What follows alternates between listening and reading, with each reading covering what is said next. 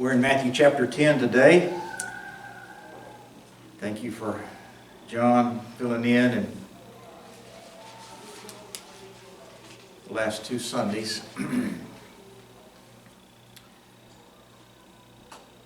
We're in Matthew here, and here is Matthew the tax collector, a good Jew depicting Jesus, the Son of God, for us.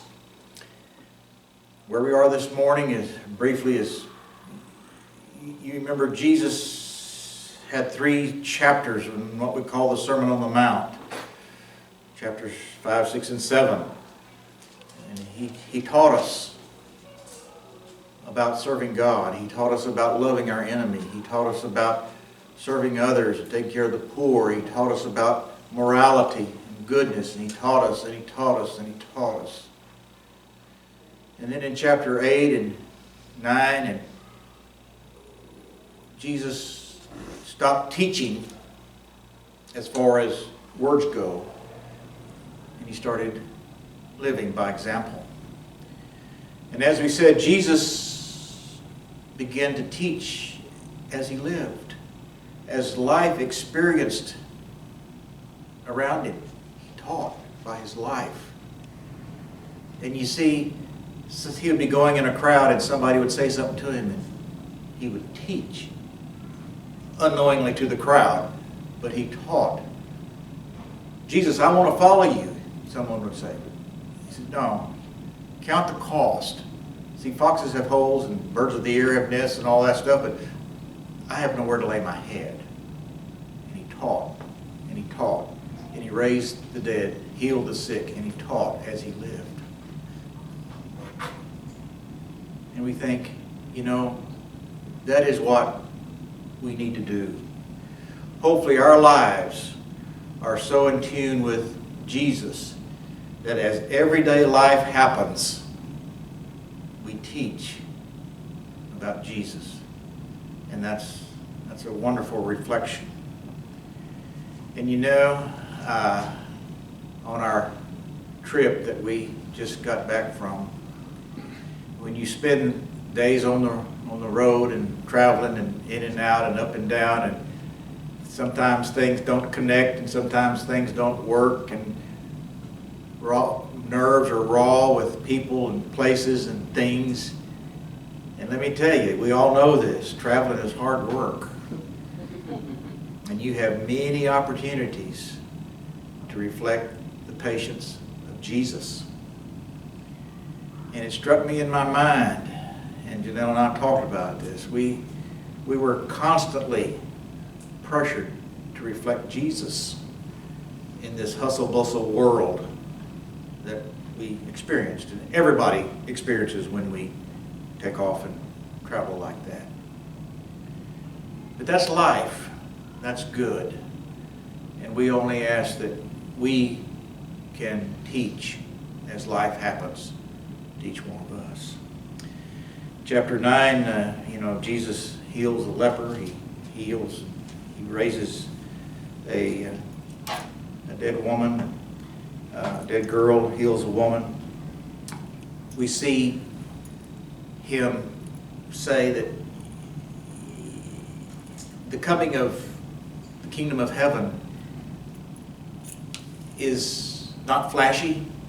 See, Jesus didn't proclaim a seminar tomorrow at 3 p.m. on how to love people. He just did it as he lived. And he talked about how the influence of the kingdom is very quiet and almost, as we would say, imperceptible, not being able to be recognized almost. He compares it to the shrinking of a cloth, a new cloth, as you wash it, or the fermentation of a batch of wine. It's slow, but that's the influence that he says we have, just like leaven in dough, salt in our food. And he tells us that we need to be looking more at a relationship with God more than sacrifice to make up for our failures when we don't have a good relationship with God. The end of chapter 9 now is our springboard to chapter 10. And I'll read this from chapter 9, verse 36. When Jesus saw the crowds, he had compassion on them because they were harassed and helpless, like sheep without a shepherd. And he said to his disciples, "The harvest is plentiful, but the workers are few. Ask the Lord of the harvest, therefore, to send out workers to his harvest field." When Jesus saw the crowds, he didn't wish they'd go away, because everybody's got a problem. And Jesus had enough problems of his own to deal with. But it said here that Jesus had compassion on the crowds. He felt sorry for them because they were harassed. I don't know, maybe you have a different word there. They were burdened. They were taken advantage of. They were helpless, just like sheep without a shepherd. Sheep are helpless, just looking for a place to die. They have to be taken care of. And this was the image that Jesus had of these people.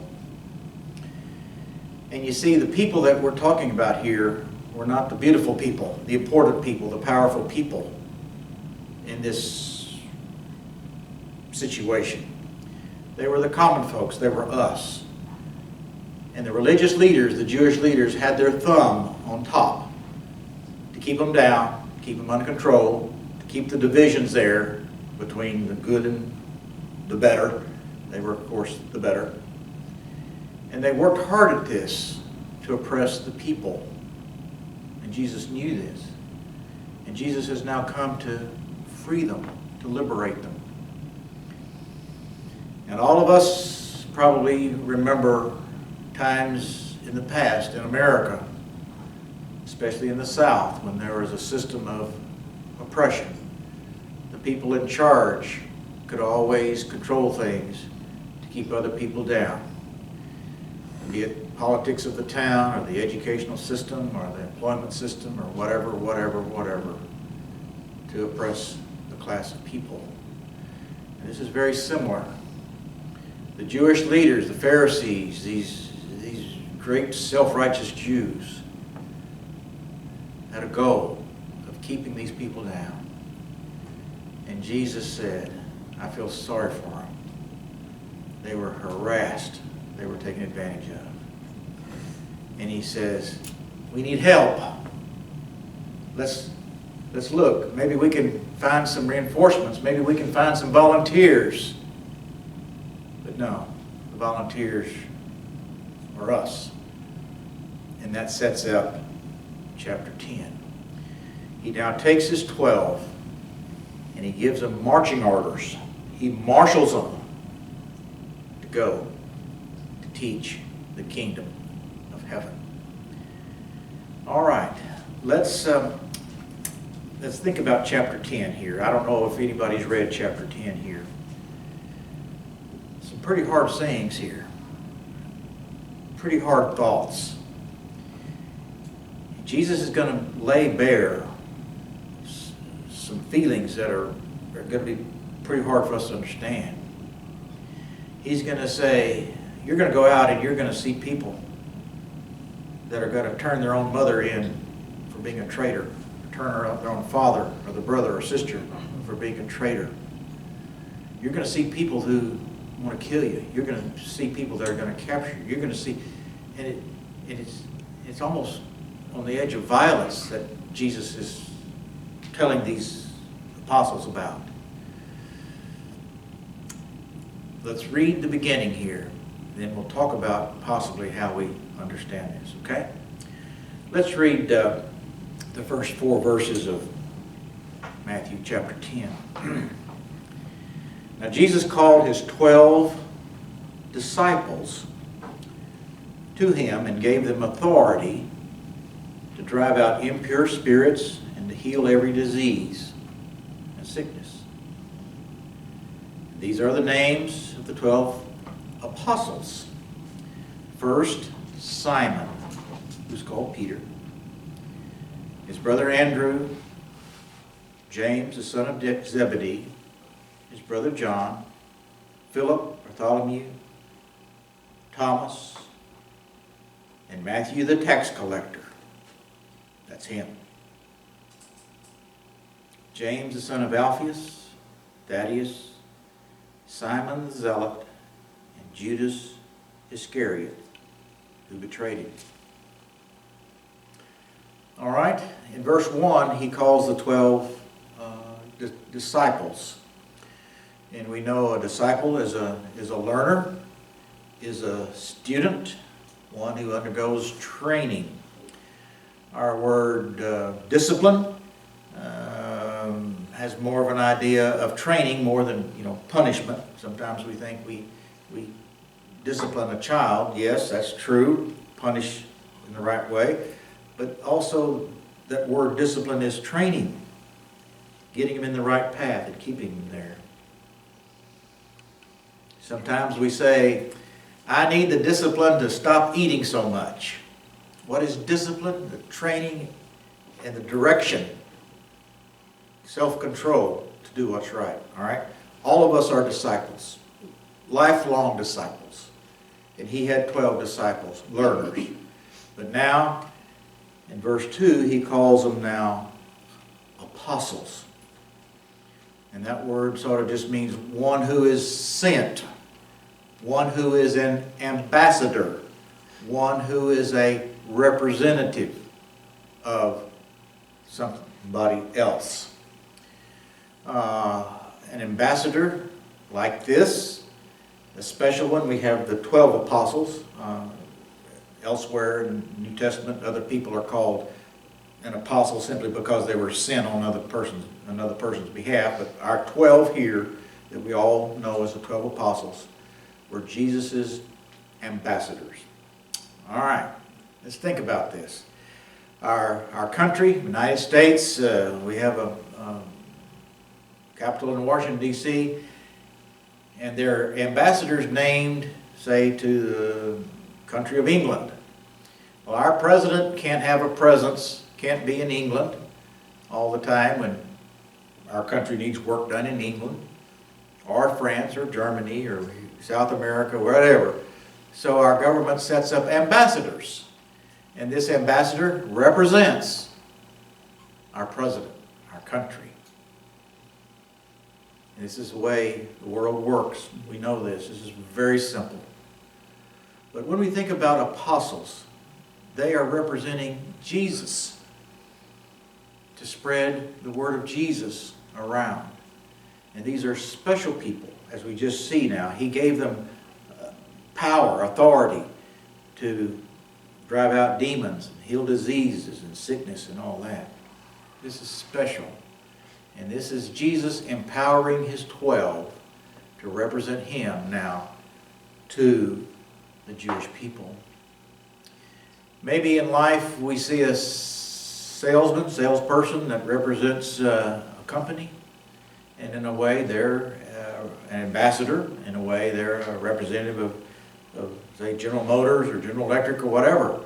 The president of General Motors can't come to every car dealership, so here's a representative for that. This is our idea, of course. In the listing of the 12, who is first? It's Peter. You see that? Peter was the leader of the 12. He was the one that spoke first. He was the one that did first. He was the one that acted first. He was the one that got in trouble first. And he was the one that denied Jesus. Became the lowest of the low. And yet he became the highest of the high a few weeks later at Pentecost, when he gave the Pentecostal sermon in Jerusalem. But here's Peter, number one. We read the other 12. If you notice, Matthew, the writer of this book, calls himself Matthew the tax collector, which was a sort of a derogatory term for himself that he used to be. He self-identified that he was a tax collector. Going down to Judas Iscariot, who betrayed him. And you know, as hard as it is for us to understand, Judas was evidently given the power to heal diseases and dispel demons, all such as that. Hard to understand. Okay. Now, Jesus begins to give instructions from verse 5 on about what these men are going to do, going to face. Jesus gives them a picture of a harsh reality. You're not going to see some pleasant things. I want you to travel light. Don't take any food with you. Don't take an extra suitcase. You're going to live off the land. You're going to move fast. You're going to have people, try to find people that are sympathetic to the cause and stay with them. And if you can't find them, go somewhere else. Keep going. You're going to be thrown in prison. You're going to be abused. There's 101 things going to happen, and it's going to be rough, it's going to be tough, it's going to be hard. And you think, Jesus, what are you saying? I thought you were here to bring peace and harmony and utopia. That's the ultimate end, but the battle begins now. And the battle is going to be hard, Jesus tells his 12. In my mind, as crude as the analogy is, let's remember the picture that we have in World War II of the invasion on D-Day from England into France, June the 6th, 1944, a day that just passed a couple weeks ago. We may have known men that went in there. And I had an uncle that went in. As he said it, he would never talk about anything he did. He was a gliderman.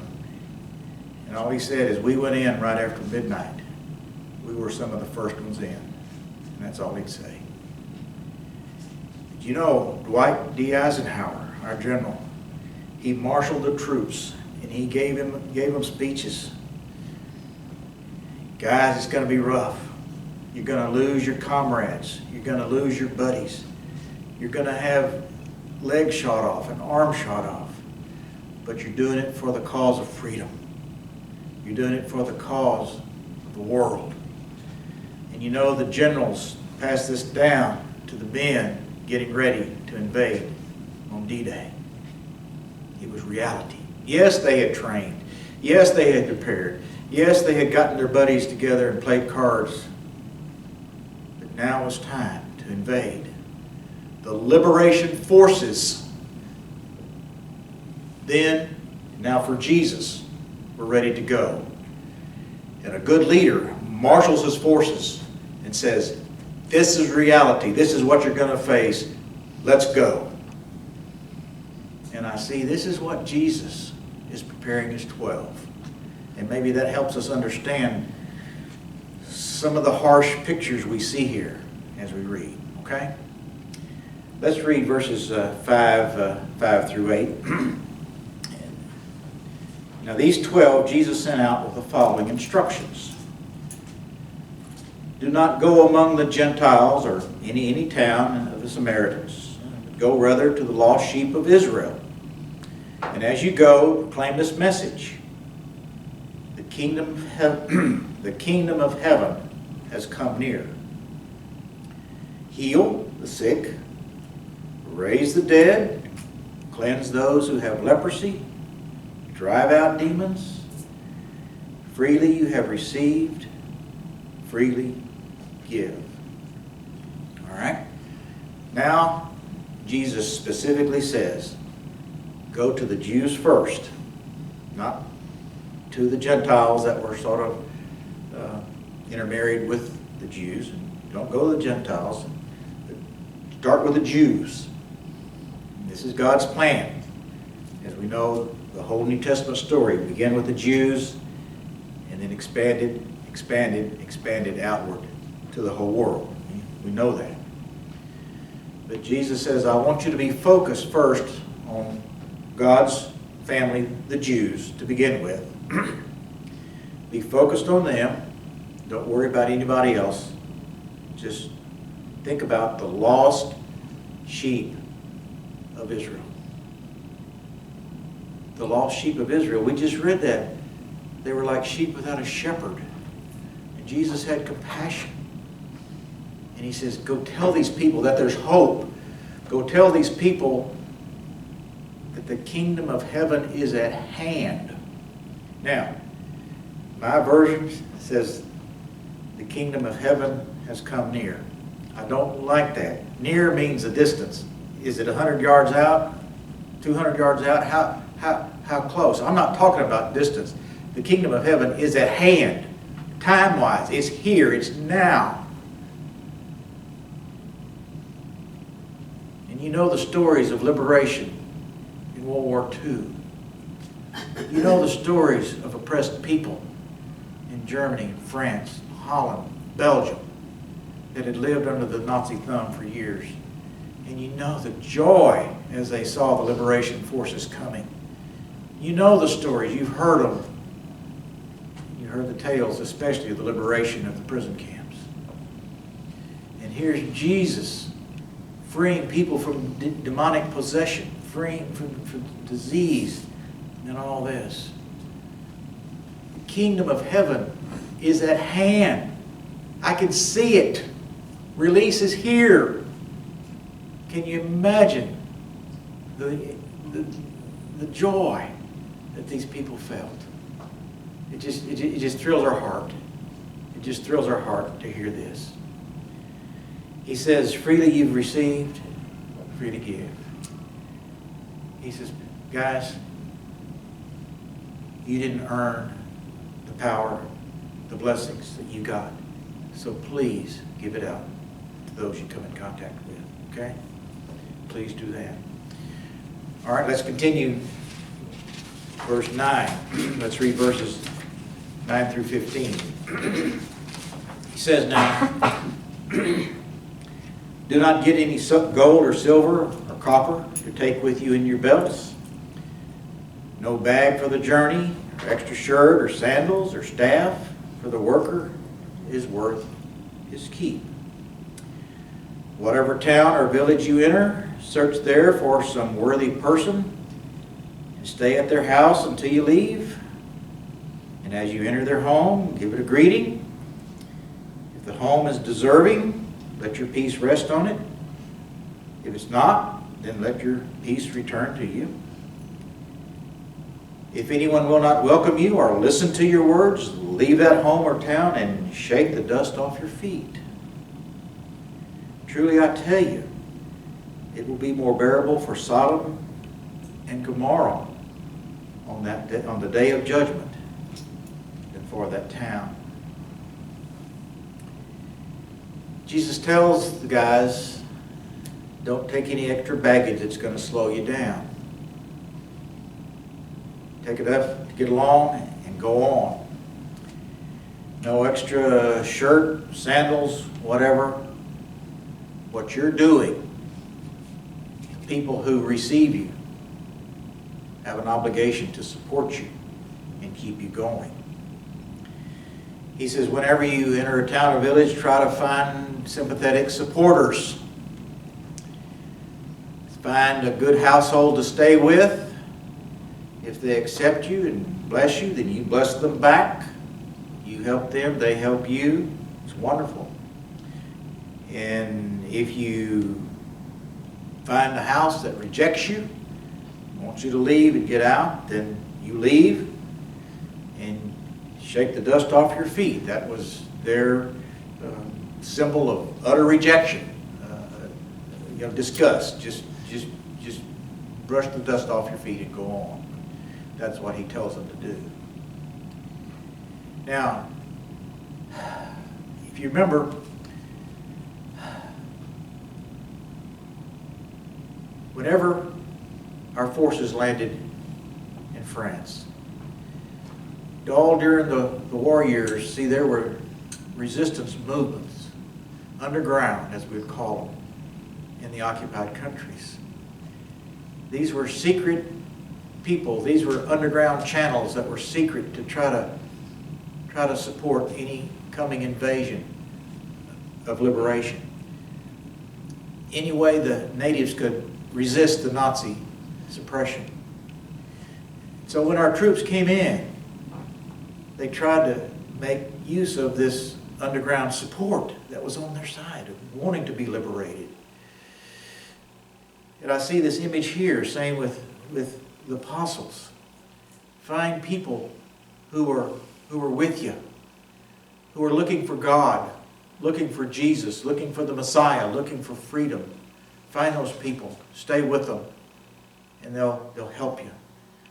If they can help you, they will, and you turn around and you bless them. And I think about this. I apologize for the analogy again.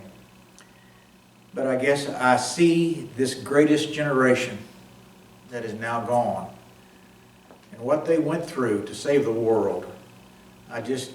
These stories stick in my mind, and I'm going to tell you a story. There's a man that lived down Slater Road in Slater named Jack Lewis. Across the road from Pat Loden. Jack Lewis was a sergeant in the Army. His son told me this story. Jack Lewis and his group of 6 or 8 guys were moving fast in Germany as the front advanced. They were moving fast. They outran their supply lines. They didn't have any food, didn't have anything. But they were running just as fast as they could, pushing into Germany.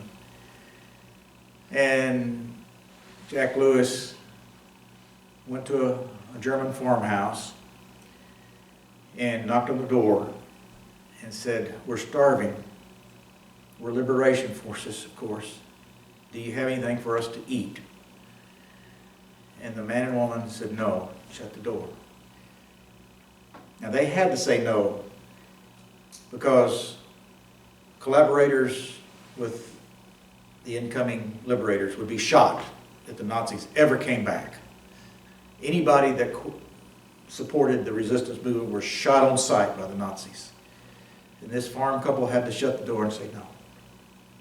And Jack Lewis told his men, "Go out to the garden and get something." So the guys went out there and dug up some carrots and some potatoes and whatever else they could find. Shot a couple of chickens, dressed the chickens, boiled them, had some chicken stew. Now, you think about that. They did that to survive. Is God going to hold them accountable for stealing from this little farm family? I think not. This farm family had to do what they had to do. And the soldiers had to do what they had to do. And I hear, this is a man that some of us knew that experienced this in life. And yet here we see Jesus telling these men of his, stay with your folks that are with you. If they can support you, that's wonderful. But go with sympathizers and follow people who are searching for Jesus. And I see this analogy that Jesus is saying, this is war. This is tough. It's going to be hard. I don't think it's not. Now, he says in verse 15, truly I tell you, it's going to be more bearable for Sodom and Gomorrah on the day of judgment than for that town who rejects you. Sodom and Gomorrah, as we know, were wicked, wicked cities, and we know that situation. And throughout Old and New Testaments, Sodom and Gomorrah are held up as the pinnacle of evil. You say the word and we know evil, rejecting God. 3 times in the Old Testament, they're held up, and I believe it's 6 times in the New Testament. Sodom and Gomorrah are held up as evil. Jesus says, see, Sodom and Gomorrah didn't see all the miracles that you're going to be able to do and all the teaching you're going to be able to do. So they're going to be punished, yes, but for the towns that you go to now, and if you do and preach and teach and heal and all that as you're supposed to do, and people still don't believe, those people will be condemned more than Sodom and Gomorrah. And that's a big statement. Let's be clear here. Condemnation are on those who see and hear the gospel and reject it. Reject it willfully and say, I don't want it. That's the tipping point. It's not anything less than that. So let's remember that. All right, let me pause here as we have a breather here. Any comment or question so far on what we're doing? Yes, Dr. May. You know, it's remarkable. Jesus was remarkably consistent. In chapter 10, he gives us the call, and we don't know how long these instructions were after the call, but the inference is that they were pretty quick. Yes. And Luke records in Acts chapter 1, verse 8, but you will receive power from the Holy Spirit, and when it comes to you, you will be my witnesses in Jerusalem, in Judea and Samaria, and all the world. All the world, yes. Same instructions 3.5 years later. Yes. You know, at first I thought these instructions were just for maybe the next 2 weeks, but really, I think as we read it, it was for them their whole lives. It was for their whole life. This is what you're going to face. Yes. Okay. Good point. Any other thing here? All right. All right. Verses 16 through 20.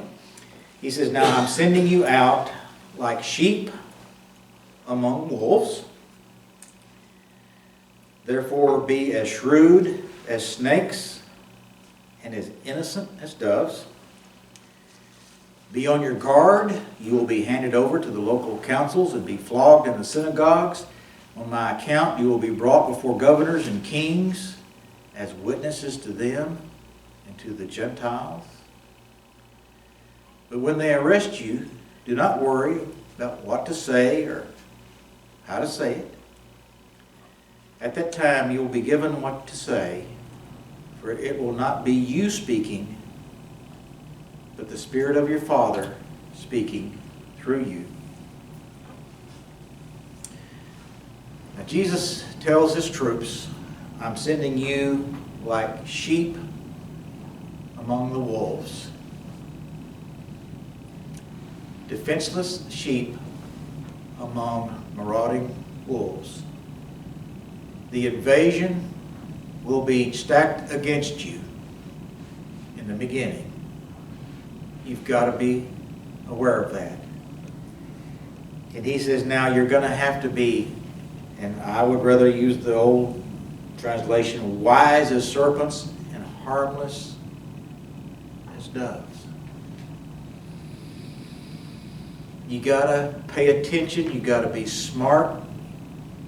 You got to be on top of things. You got to be as wise as a serpent.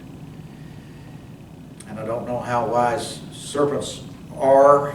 Traditionally in Scripture, we think of Satan being a serpent in the Garden of Eden, such as that. Wise as wise can be, and yet innocent as a dove. Harmless as a dove. You need to be like that, Jesus would say. Is that for us as well? Yes. Yes. God wants us to be aware, able to judge, able to assess, able to be aware of Satan's evil, know all of that, be aware of Satan's manifestations in our culture around us, but yet be calm, to be reserved, to be kind, to not take advantage of anything, but to be strong, to be ever so strong on what is right. I think of the Beatitude. It says, "Blessed are the meek, for they shall inherit the earth." And we talked about that earlier. You know, meekness is strength under control. It's power under control. It's authority under restraint. Let's be meek. Let's be as harmless as a dove, yet all the while being wise and aware. Jesus says that's the way you need to be to survive in this world. I got to thinking, and sure enough, 2 other times, at least in the New Testament, Apostle Paul had this same idea. I don't know, a few months ago we were studying Romans. At the very last chapter of Romans, Paul writes, "Say hello to this lady and that lady and this man and greet the people here, there, and yonder." He says, the very last chapter of Romans, Paul says, "You know, I rejoice because of you, but I want you to be wise about what is good and innocent about what is evil." It's the same idea. We're to be wise about what is good and innocent about what is evil. Let's be wise when we see the culture display things that should not be seen. Let's be wise about it and not just say, well, that's just all we can do. We just can't do anything about it. Well, we just have to take it. Let's be wise and yet innocent. And let's see, Paul did that, says another statement in 1 Corinthians. He says, "In regard to evil, be infants, but in your thinking, be adults, be mature." God doesn't call us to be foolhardy. God doesn't call us to be a doormat. God doesn't call us to say, well, I don't know, whatever. God calls us to be wise. And that's what he asks these people to do. Now, he says, be on your guard, because you will be headed over to the local councils and be beaten and all that. In other words, they will be taken prisoners of war, as we would say in military terms. You're going to be taken prisoner. You're going to be beaten and all that. And you know, and if you notice in verse 18, he says, you know, you're going to be brought before governors and kings and witnesses to them and to the Gentiles. Huh? Aren't you supposed to just go to the Jews first? Yes, first. But evidently, Jesus is looking far enough in the future that eventually it's going to the Gentiles. So instead of these instructions just being for the next 2 or 3 weeks, it's for their lifetime. They would eventually go to the Gentiles. And of course, God will take care of them. When you have to make your speech about what you're doing, don't worry about what you're going to say and how you're going to say it, because Jesus says the Holy Spirit will tell you what to do. And God will provide. All right, any final comment or question on our lesson so far? We'll do this again next Sunday. Thank you.